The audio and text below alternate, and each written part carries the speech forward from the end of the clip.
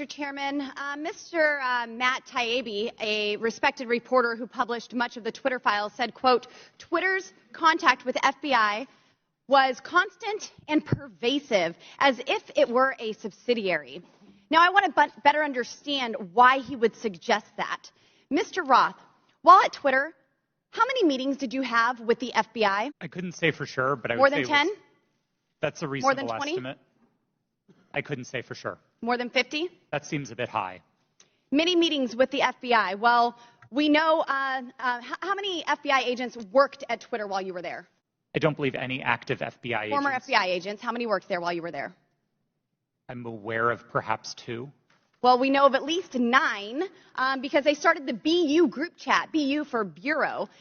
Now, Mr. Roth, did the FBI ever ask you to share information like users' communication data without going through proper legal channels? No, they did not, and I would have refused if they had. That's correct. I see that you denied Agent Chan's request for access to Twitter's data feed. What's sick isn't that you would deny it.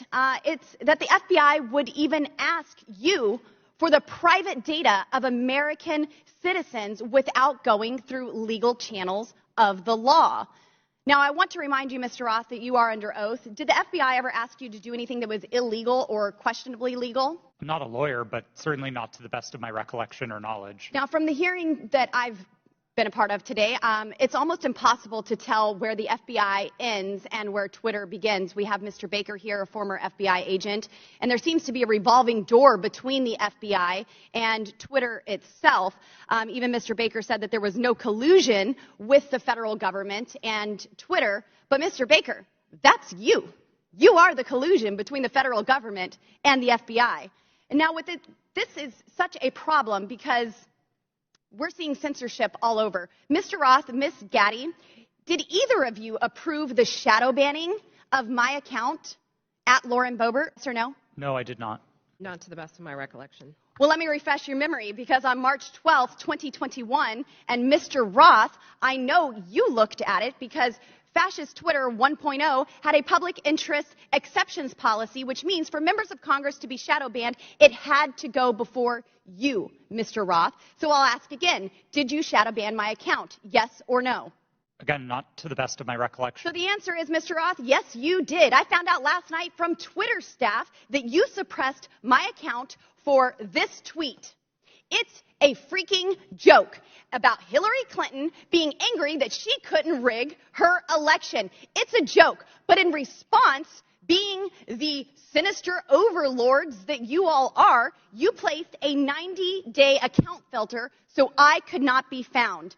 And now we see here that Twitter staff said the visibility filter on my account excluded me from top searches, prevented notifications for non-followers, and much more. This is considered an aggressive visibility filter. You silenced members of Congress from communicating with their constituents. You silenced me from communicating with the American people over a freaking joke. Now, who the hell do you think that you are? Election interference? Yeah, I would say that was taking place because of you four sitting here. The Hunter Biden laptop story was suppressed. A sitting member of Congress was suppressed. A sitting president was banned from Twitter. You know, I bet that Putin is sitting in the Kremlin wishing he had as much election interference as you four here today. We've heard about threats to democracy. Well, what about shutting down a duly elected member of Congress? This is fundamental to our nation's governance, and you all attacked that very foundation. 230 protections?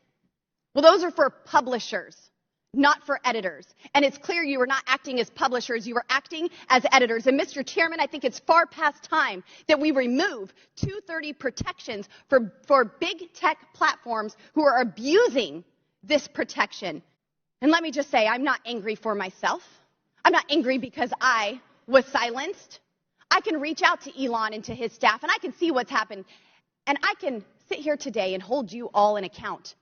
I am angry for the millions of Americans who were silenced because of your decisions, because of your actions, because of your collusion with the federal government. They can't reach out to Elon. They can't sit here today and hold you into account.